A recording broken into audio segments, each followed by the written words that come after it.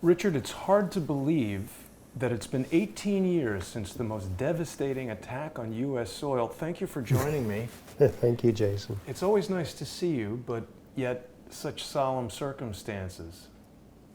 I don't think there's anybody that I'm aware of who's done more work for 9/11 Truth than you and your organization, the Architects and Engineers. What can you tell us about the progress that you've been making lately? There's a lot happening. Yeah, there is.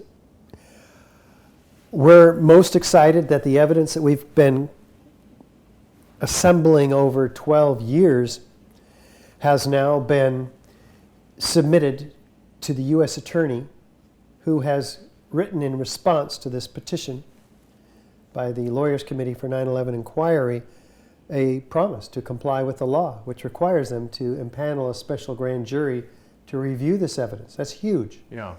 So we're still waiting for progress on that, signs of progress. We've sued the FBI through the Lawyers Committee for 9/11 Inquiry, requiring them to provide the evidence to Congress that they have failed to do so. In the 2015, the 9/11 Review Commission of 2015, which required them to assess evidence that's been given to them since the commission report came out early on. And yet the FBI had the nanothermite paper, which we'll discuss, and the FBI had the 9/11 Blueprint for Truth DVD, which they wrote back to us saying, gosh, this appears to be backed by thorough research and analysis. That's something the FBI seems to be allergic to. This is Michael Heimbach, the Assistant Chief Counterterrorism at the FBI. So he was impressed with it, but they didn't assess it and give it to Congress, as they were required to do so. So this lawsuit will compel that. Wow.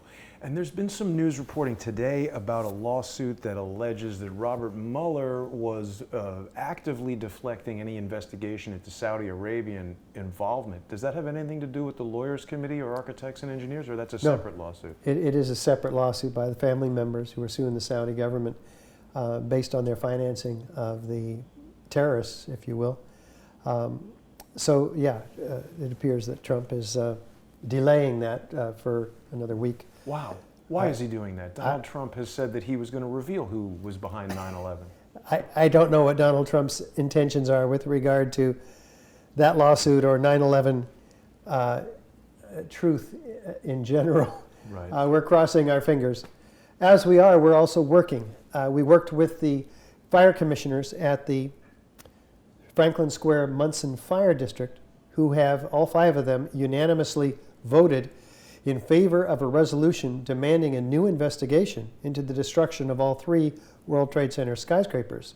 So this is huge. We haven't had an elected body like this, much less first responders who were at the scene at the World Trade Center, who lost 2 of their own from their fire district. So that's huge, having this group come out, not just passing a resolution, but they intend to go to the firefighters throughout New York and make them aware of all of this evidence. So we also have most recently, a few days ago, the release of the Halsey study, which is Professor Leroy Halsey of the University of Alaska in Fairbanks, who's been for 5 years, 4 years now, independently modeling with finite element analysis Building 7, the 3rd worst structural failure in modern history. Wow. That most architects and engineers know nothing about. 3rd after Building 1 and 2. Yeah. Right.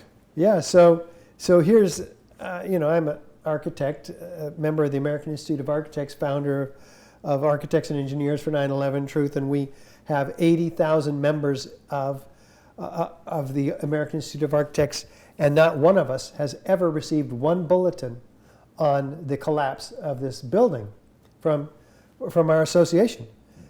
I mean, this is similarly built to other high-rises If it came down, according to the official story, NIST, the National Institute of Standards and Technology, by normal office fires, then we need to study it. It should be the most studied building failure in history.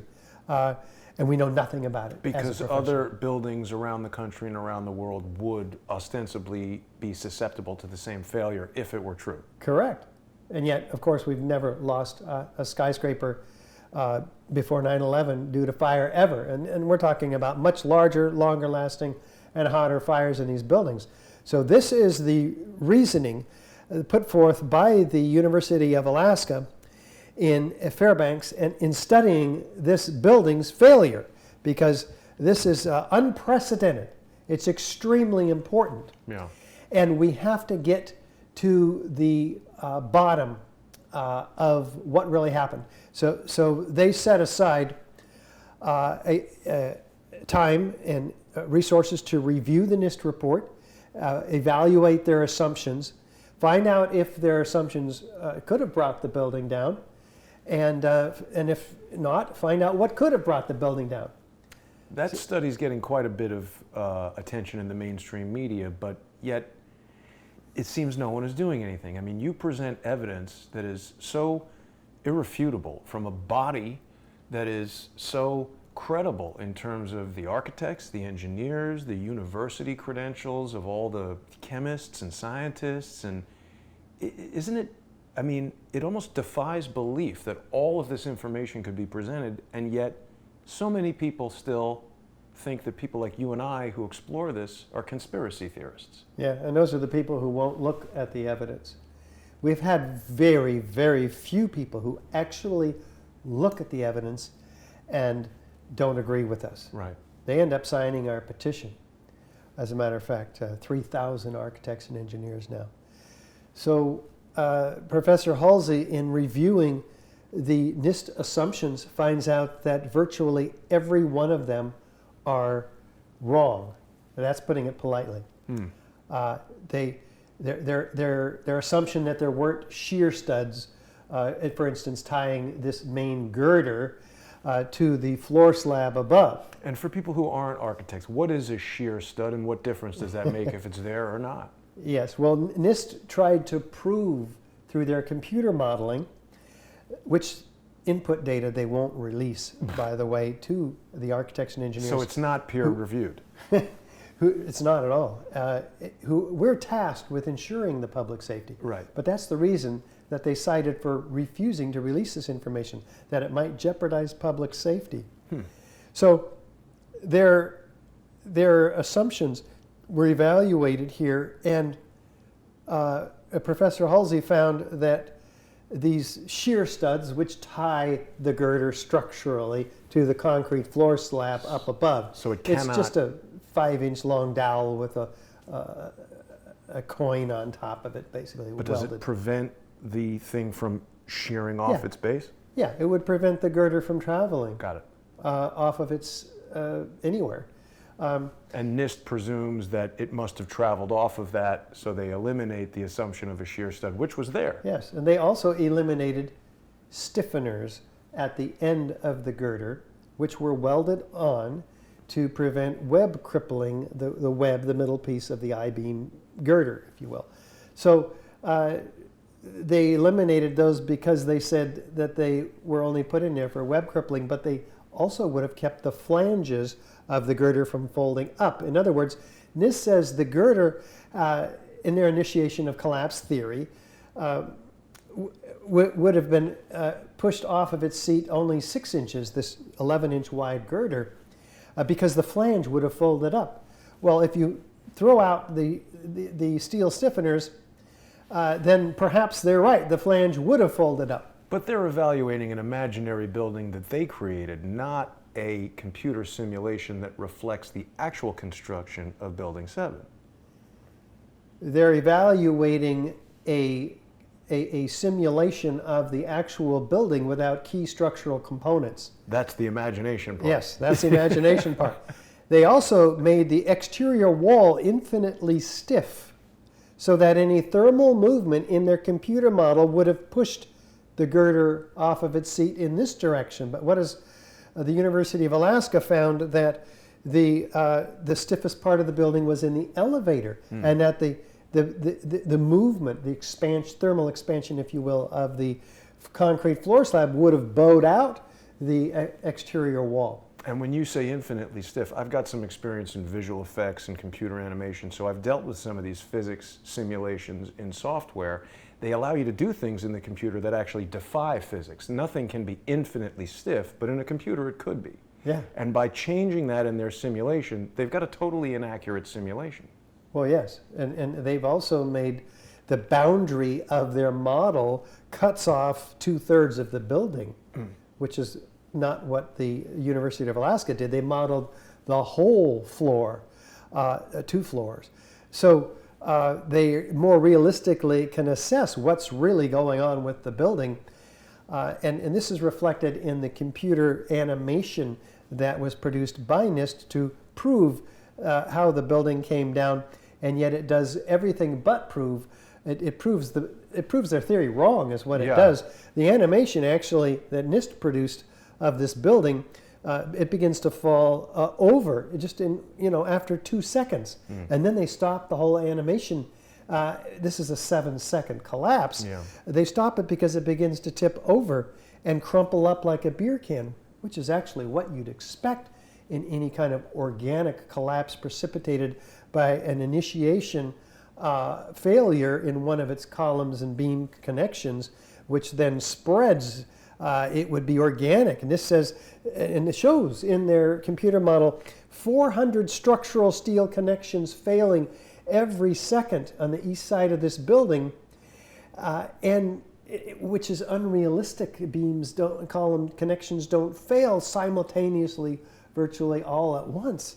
That doesn't happen in the real world due to natural causes of collapses. Certainly not. There's a propagation that takes time. Yeah, certainly not from a fire. I mean, even a lay person can look at that animation. You've done many presentations where you show the animation side by side with the video footage, and it's quite clear that it doesn't look even remotely the same. The simulation done by the University of Alaska, however, obviously we're talking about a simulation, so it would be impossible to recreate exactly, but when someone's trying to do an accurate simulation, they take great pains to replicate as many features and characteristics as accurately as possible. And it seems like the University of Alaska has succeeded in that, whereas NIST hasn't even come close. Well, that's what becomes painfully obvious in reviewing the 128-page report, or the 1-minute video version on our website. Now, what's the 128? I've heard of the 28 pages. What's the 128 pages? This is the length of the Halsey report, Professor Halsey at Alaska. Ah, so we've got a new... There's a whole report. That's great. I have it here. I can show it to you. Wonderful. It's fascinating. Now, for those who don't know what we're talking about the tower that fell, that wasn't hit by an airplane, that fell anyway. Right. In sympathetic resonance to the collapse of its neighbors, the Twin Towers. And at the virtual request of the BBC. Very good. Who announced 20 minutes before this building ever collapsed the unprecedented collapse of a tower. They apologized for this grievous error, citing the confusing events of the day. But it's so far outside the realm of coincidence. It almost is shocking that people could believe the mainstream story. Well, they don't know it. I mean, the mainstream story is based on NIST, a 1,000-page report obscuring all kinds of assumptions that has been proven invalid, including the fact that they put all of the heat into the beams that they say expanded in just 1.5 seconds, forcing them to expand so that they don't sag, as they would have sagged naturally. But in the computer model, it forces them to expand, breaking their shear studs, which the Halsey report, the Alaska report, we'll call it, says never would have happened, and which pushes this girder off of its seat, which couldn't have happened because it has shear studs. But if it could have happened, it wouldn't have fallen because it had stiffeners supporting its flanges. It would have had to been pushed all 12 inches off of its seat, which there's not enough thermal expansion coefficient to even push it 3 inches, according to the Alaska study. So much less the 6.5 that NIST claims it. But even if all that could have happened, the Alaska study finds that if the girder could have fallen off of its seat, it didn't have 1/3 of the force necessary to break the girder down below. Right. Because there's another huge, massive girder down there supporting the same set of loads. Right.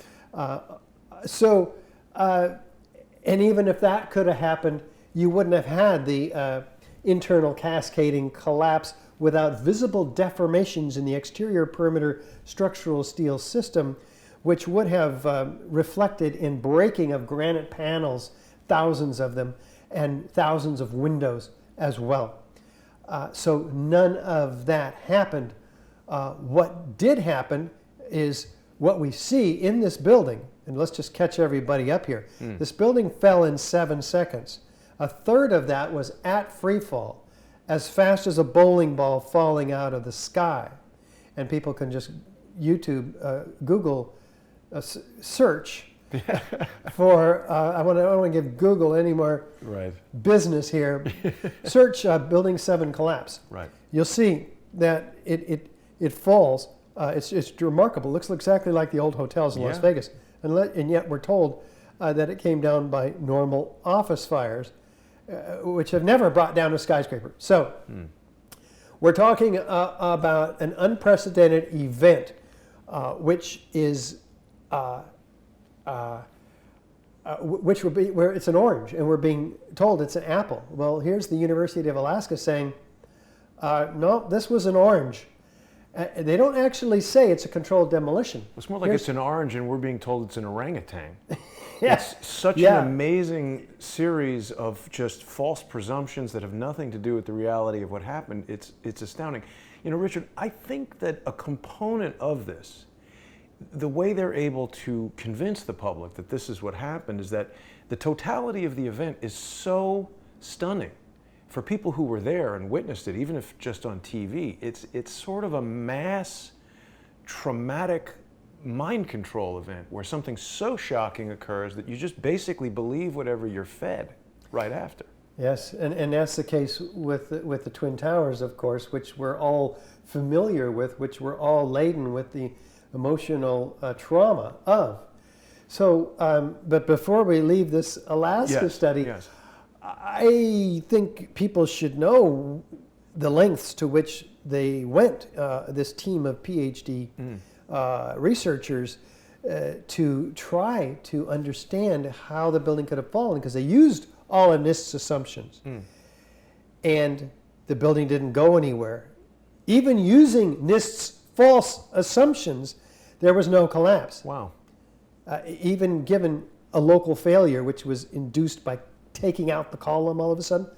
So they take out 8 columns and see what happens. And no collapse. Well, excuse me, at this point they got a collapse.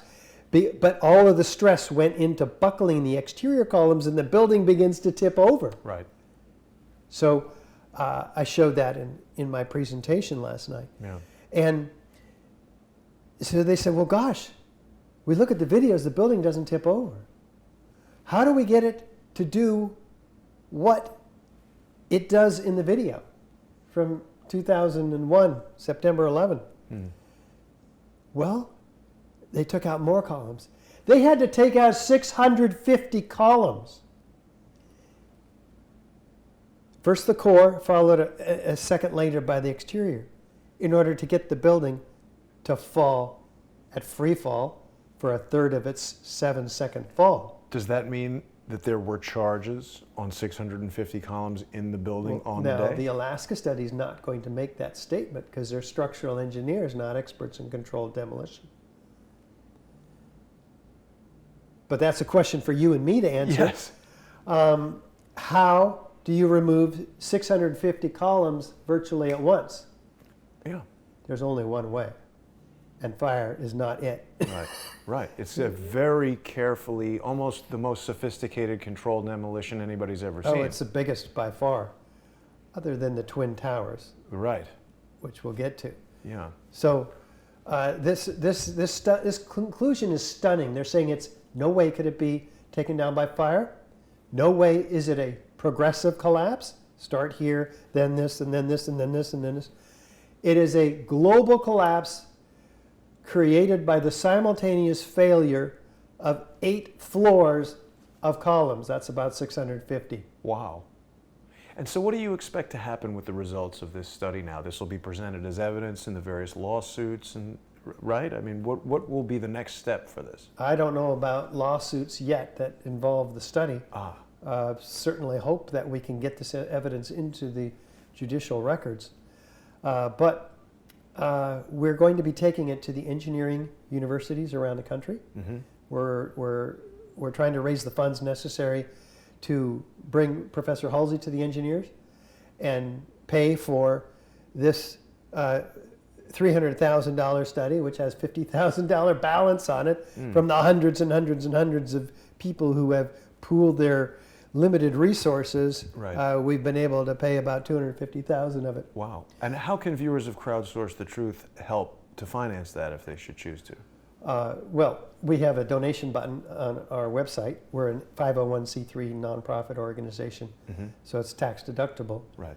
So go to ae911truth.org and help out, with whatever people can. This That'd is be awesome. important. People want to know. I mean, I think it's very clear, certainly to viewers of Crowdsource the Truth, people who are watching Architects and Engineers for 9/11 Truth and following the website.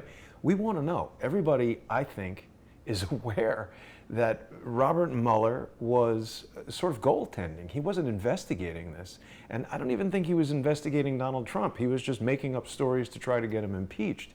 Robert Mueller seems at best incompetent and at worst evil, in my estimation. Well, he was in charge of the FBI after 9/11. 1 week prior, he was given that post, September 4th, 2001. So there's a lot of explaining to do by Robert Mueller about his role in the cover-up. I think it's outside of his purview, Richard. That's outside of my purview. That was a great interview. I watched some of that. I couldn't handle much more of it. But yeah, he and others, of course, in the administration at the time are highly culpable. And others have researched this. We are architects and engineers. We try to limit our speculations and our research to the buildings themselves. Yeah. Yeah. So that's one thing that I appreciate about your organization is that you guys are very evidence-based. Everything that you're doing is empirical, based on data. The thermite that was found. The government has not, in any official capacity, addressed the presence of thermite, have they? No, and this is one of the current FBI director's responsibilities, is to assess the information relative to nanothermite and provide it to Congress. They didn't do that, so we're suing them. What's Congress going to hear about? And when Congress hears this is public, the American people will hear about it in a bigger way. It's already public. It's a peer-reviewed paper, for crying out loud, 24 pages on the Bentham Open Chemical Physics Journal.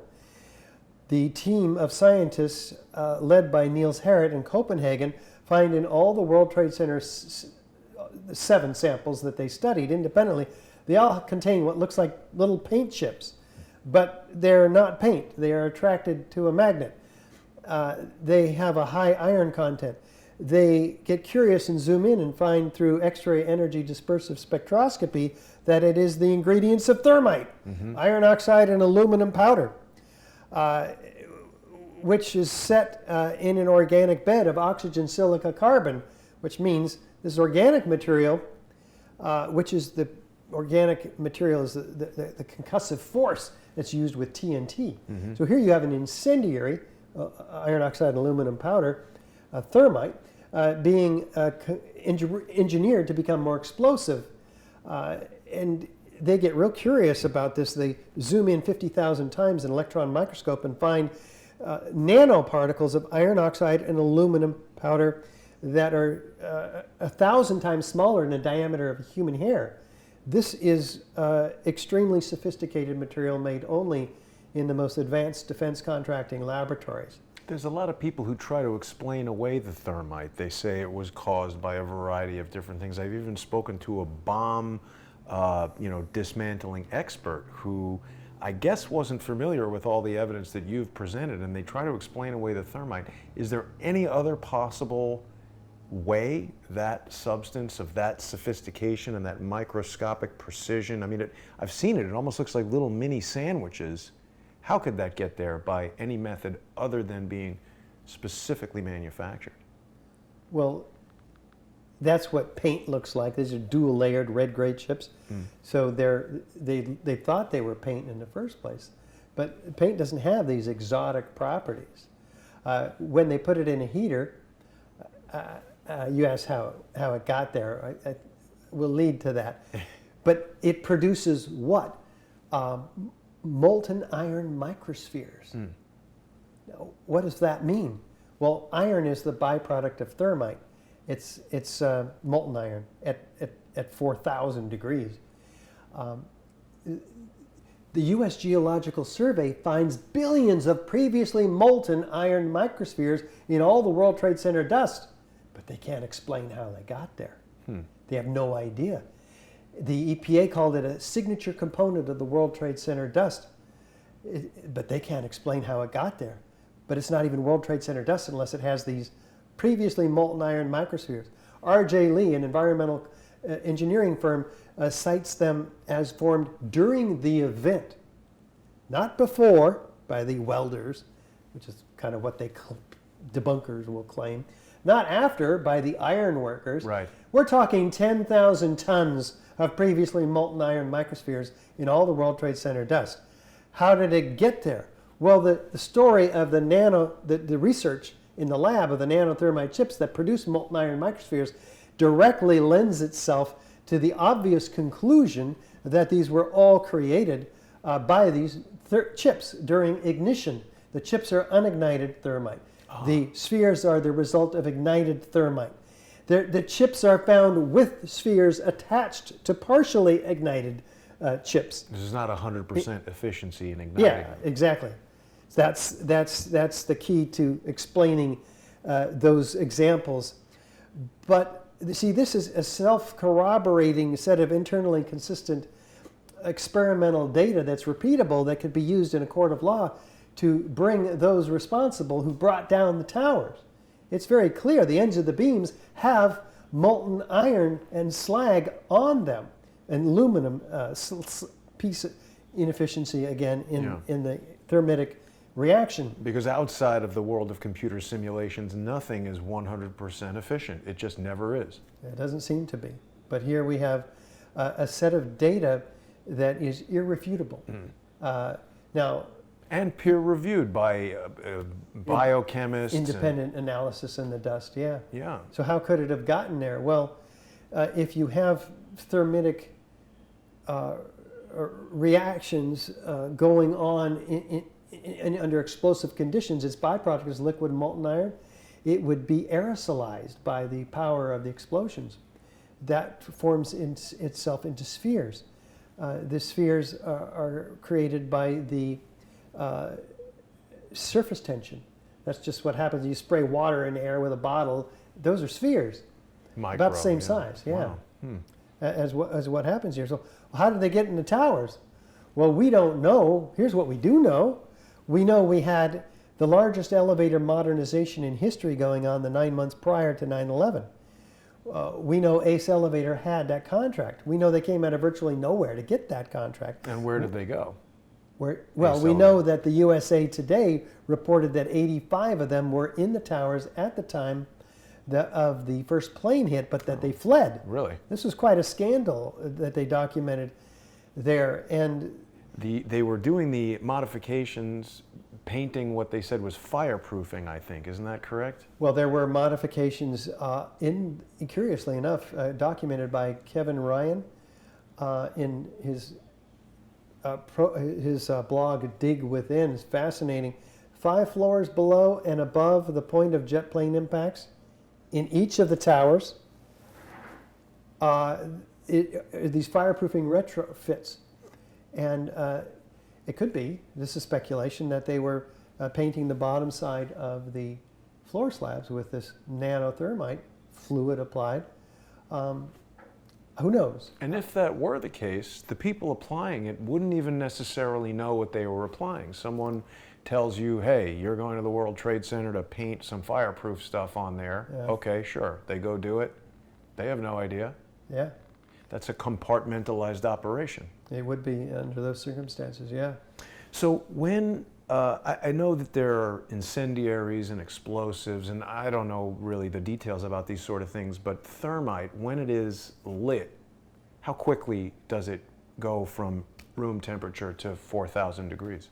Well, pretty instantly. And it takes a lot of energy to light it. You don't light it with a match. A magnesium, What would light it? a magnesium torch would do the trick.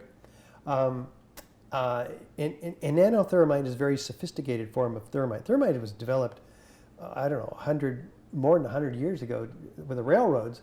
That's how they tie the railroad rails together. Wow. They weld them with thermitic materials.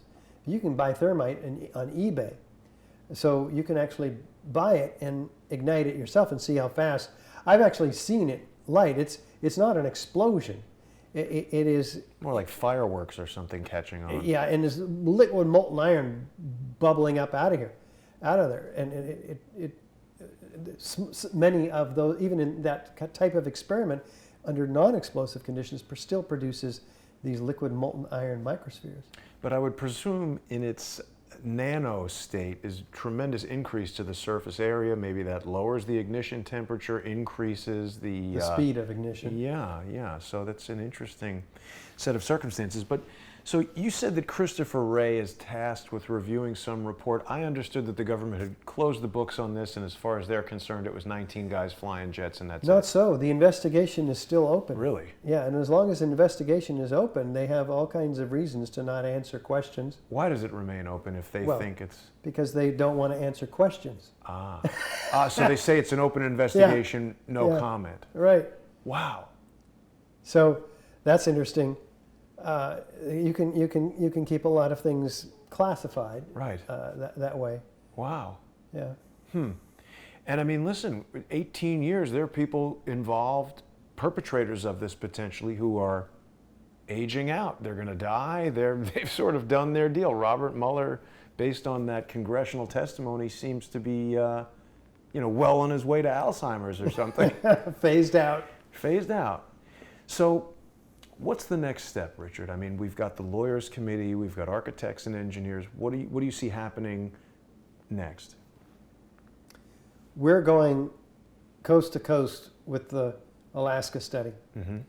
We're very excited about waking up, and they won't willingly look at evidence of controlled demolition because they automatically assume that it leads to conspiracy. Right.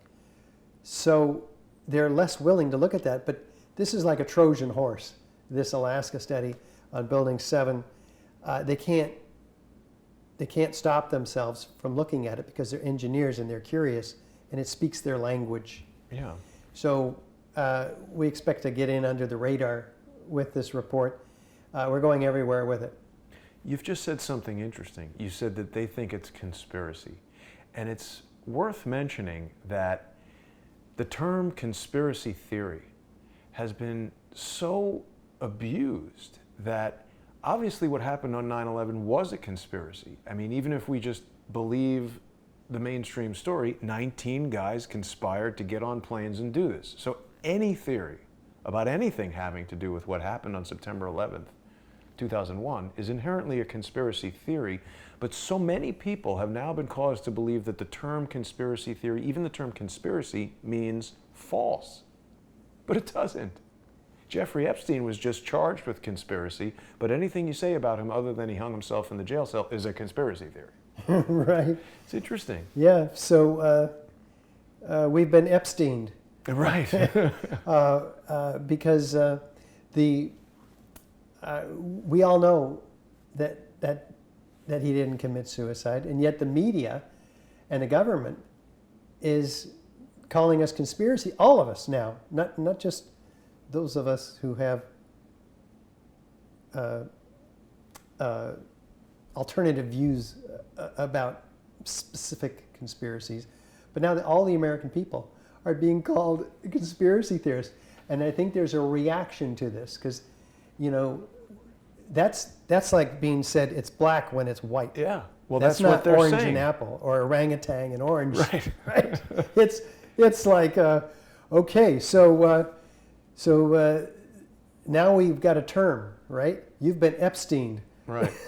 But there have been a series of events. I mean, I think when we consider 9/11 in terms of history, it's sort of JFK assassination, 9/11, for many people the Las Vegas shooting, these gigantic events that we're told are, oh, you know, it was just this guy or these 19 guys or Osama bin Laden or whatever, and then it just gets shoved under the rug.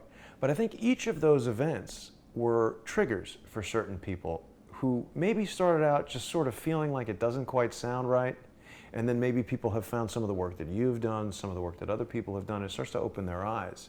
Have you experienced that yet with this Alaska study, that people who initially thought, well, you know, you're a conspiracy theory and this is all nuts, who then come around? I mean, you've been doing this for many years. There've got to be a lot of people who have contacted you and said, you know what, you've just opened my eyes, you've just changed my understanding of the world.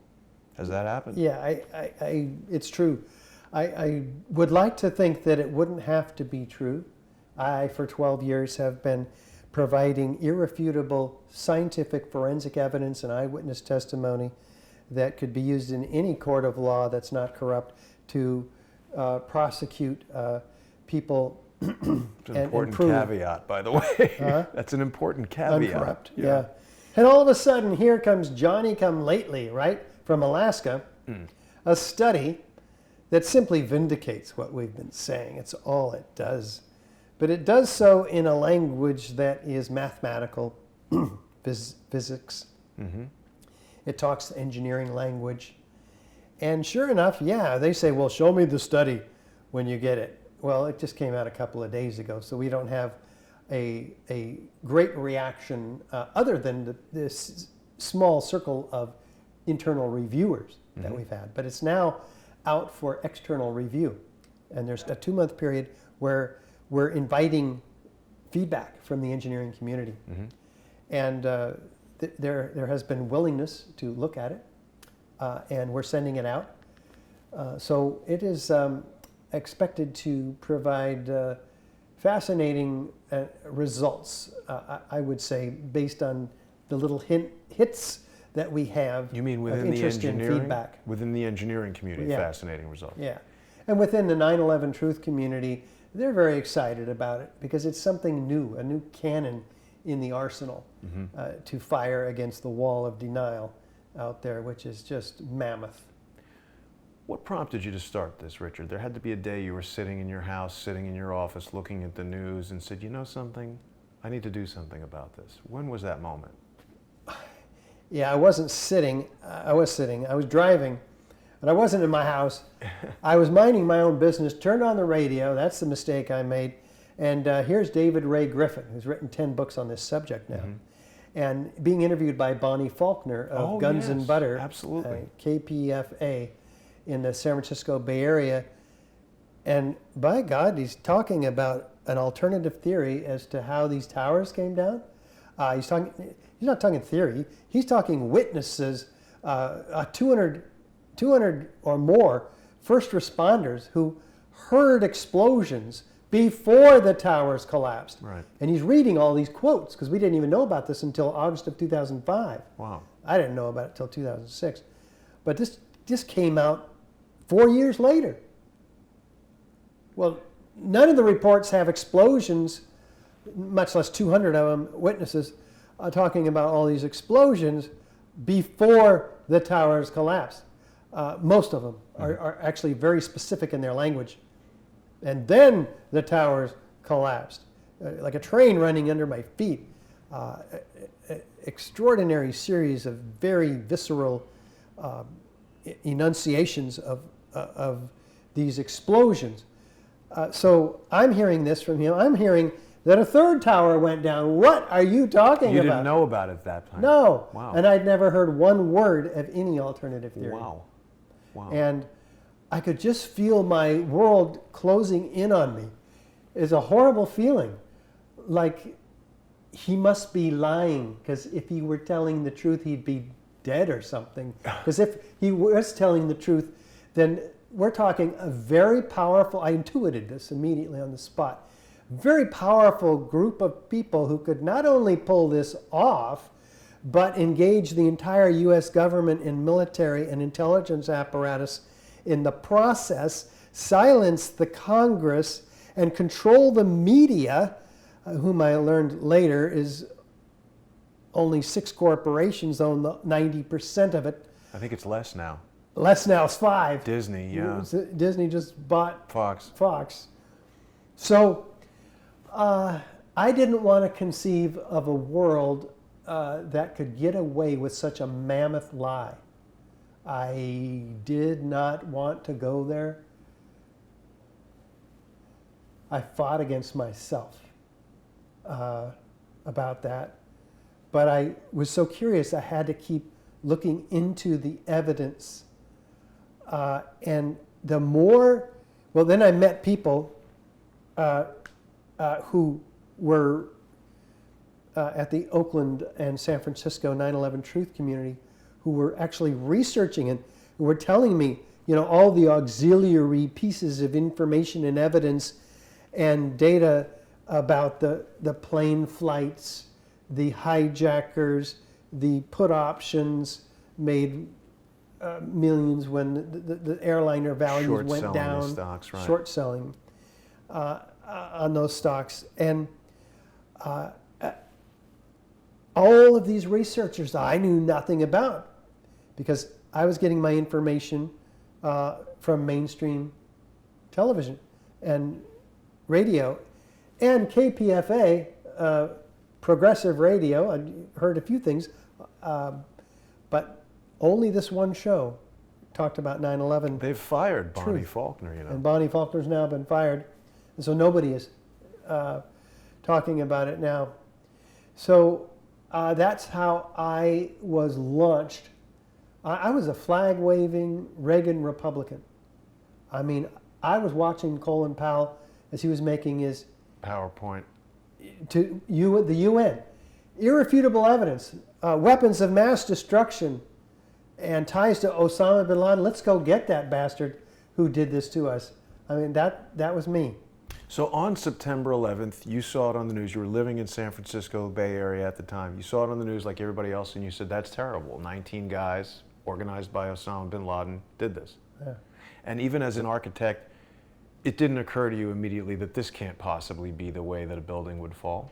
Well, I have to hang my head in shame and acknowledge that I bought that lie hook, line, and sinker, because even though it certainly doesn't look like a gravitational collapse, it looks like a volcanic eruption. Right. And I compare that in my PowerPoint now Right. to a volcanic eruption. I didn't have any support, didn't have any friends who were saying, have you looked at this? Didn't have the wherewithal within myself to question the official story. But I think this is part of the trauma-induced shock and awe mind control aspect of it. I mean, you say mind control and it's like, oh, hocus pocus, you're getting crazy. But when you know, if I put a poster on the window that looks like a sunny day and everything that you see from inside the apartment looks like it's beautiful outside, you're going to think it's a nice day. You walk outside and it's raining and you say, well, that's confusing. How did that happen? So they're doing all this stuff to control your perception. And everything that we believe is born of our perception. So if perception is manipulated, thoughts are manipulated, your understanding is manipulated, I don't think you should hang your head in shame. I believed it at first. Oh, good. I think a lot of people did. This is a very effective method, this shock and awe method. Let me ask you this. Prior to 9/11, what were your thoughts about, say, the JFK assassination? Did you think that Oswald shot? Well, that was pretty obvious. So That he didn't? That Oswald, that Kennedy was not shot by a lone gunman, particularly that one on the top of that building. That didn't make sense to me. I'd seen a few documentaries and JFK, Oliver Stone's movie. I couldn't bring myself to believe the government about that, so I had some holdbacks. I mean, I wasn't just a You were pro-government guy. open-minded about these Yeah, kind of things potentially. Yeah, but I just didn't seek them out. Because it seems to me with each of these events, there are more and more people, for some people it was JFK, for some people it was 9/11, for some people it was the Vegas shooting. These things keep happening where it's just a total lie. It's astounding, isn't it? Yeah. What do you want to tell people about what other events you have planned and how they can participate? What about people who are seeing this for the first time and scratching their heads and saying, could this possibly be true? Where should they go from here? Well, first of all, our website is very helpful, AE 911 Truth. There's a lot of articles, a lot of evidence, a lot of videos. People can inform themselves. Our YouTube channel, AE 911 Truth. We're on the East Coast now, in between events, a major event in New York last night, and we're heading down to Washington, D.C. We're taking with us Christopher Gioia and Joseph Terragrossa from the Franklin Square Munson Fire District. They're fire commissioners there. They're going to put on their uniforms. They're coming to the press conference with us. They're going to lead it off with their story. And it's about justice for the fallen heroes and the families. And they're going to be talking about the grand jury petition, which has 60 points of evidence in the petition demanding a new investigation. Most of those are the forensic evidence and eyewitness testimony we've been talking about here. So we're very excited to all be on the platform together, along with Bob McIlvaine and his wife Helen, who are lost their son Bobby in the South Tower in an explosion, a very obvious explosion. And Bob has seen his son's body, he told me. Yes, and his face was blown off, he said. Yes. This is explosion. Explosion is not a part of the official story, other than the impact of the airplane in the buildings. We are then all together going to 24 different appointments in Congress that our supporters have made as constituents of these congressional representatives. We expect to create quite a stir showing them the evidence, the 3,000 architects and engineers petition, the Bobby McIlvaine Act, which is sponsored by Bob McIlvaine, Bobby's father, which is an investigation legislation. And all somebody has to do is take it and introduce it. That's it. Either a congressperson. A congressperson, either a rep or a senator. And then we have the major discussion. The fur will fly if we can just get one of them to do that. I think that the firefighters calling for a new investigation about explosions, that's a big deal. That resonates with people because they figure firefighters, I don't know why it doesn't go the same way with architects and engineers, but there's such a counter campaign. We're not heroes. Well, I mean, I think you're right. There's some psychological aspect where people associate that with the firefighters, but it is a big win. I mean, this has been a really big ship to turn, and I mean, you've been at it for more than a decade. How are you feeling about it now? Do you think you're seeing the light at the end of the tunnel? Do you think we're going to find out what happened? Or have we know pretty close. Will the government officially admit what happened? Well, I wouldn't if I were them, because half of them are complicit. The media is complicit in a cover-up. The elected representatives are complicit in their silence of mass murder and treason. So we're clearly working our way, pushing a very big rock up a very steep hill. But with these additional resources in our arsenal now, with the fire commissioners and the Alaska study, it's giving us all a lot of momentum. Yeah. And we'll see how the government, the reps, and the media respond to it. I'm hopeful. I'm an optimist by nature. I think that also there's more people on the, a greater percentage of the public is aware. I talk to people out there quite a bit, and I'm just surprised. One of them even told me, "Did you hear about these architects and engineers?" You know, I heard something about that. yeah, I said, as a matter of fact, I know them quite well. And That's your oh Obi-Wan. my God! Here When you those are. kind of things happen more and more, Right. it gives you reason, not just reason, a You know what you're visceral doing is sense. right.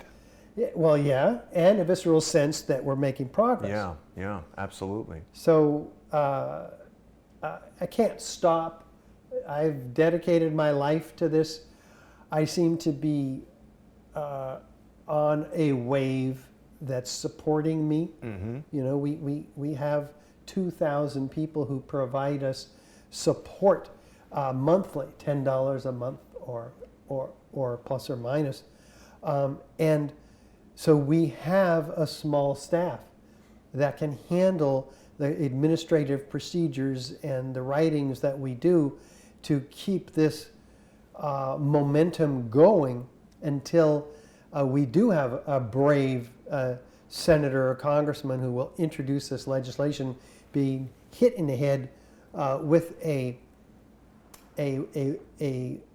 an unexpected moment of aha and truth and willingness to take a stand for the American people, which is why we put them into office. It could break wide open. Has former Senator Bob Graham gotten involved at all? Didn't his, was it Senator Graham? Is the Senate Intelligence Committee that wrote the 28-page report? Yes. Has he he did. been- He didn't. Well, I don't know if he wrote it, but he got it declassified. Right, right. Yeah. And has he been involved with architects and engineers at all? Have you communicated with him? We haven't had much luck getting to him, Hmm. though he is aware that there are thousands of architects and engineers, that there's evidence of controlled demolition. He didn't seem to be particularly interested in it. Really? He was working with the families who were trying to get these 28 pages declassified Right. so that they could sue the Saudi government who funded these terrorists. Which, if you've listened to this conversation for the last hour, you can realize is a bit of a straw man. Most of us in the 9/11 Truth Movement don't even believe there were hijackers on the planes. Right. B, who they were funded by is almost irrelevant. C, the Saudi government did not sneak into these buildings and set, most likely, explosives. They were really just one component and not even the key. Yeah, it's a Component. side issue. So none of us in the 9/11 Truth Movement are particularly excited, other than the fact that it wakes up the American people to a larger, more complex dynamic than we've been fed by our government and media. Yeah. Now, I think it was Commissioner Joya who said this at the meeting yesterday, that, he and his group of associates are convinced there were explosives in the building. Somebody set off the explosives. They knew there would be firefighters in the building, and he said the words. They killed the firefighters deliberately. David Hawkins does a show with me every week, and he has said that for years, that it was intended to kill these firefighters. That's totally shocking, but I think he's right. Yeah, well, that's a message that he intends to repeat again and again, and it's going to have repercussions if we can get that message out. Absolutely. It's going to be very powerful, and maybe that will be the component that hits the nerve, Yeah. that will be passed on and go viral in social media, for instance. Yeah, it does feel like there are important elements kind of coalescing now, that the momentum, as you said, is building. And to the extent that I'm able to help you get the word out, I'm honored to be able to work with you and do that. I really appreciate you taking the time, Richard. I know this is the busiest time of the year for you, and I can't thank you enough. The Thank work you, you're Gage. doing is incredible, and you and I have been getting to know each other better. I'm just really pleased to know you, and thank you so much for speaking with me tonight. Thank you. Really appreciate it. Good luck with everything, Richard, and thanks everybody for watching. Thanks.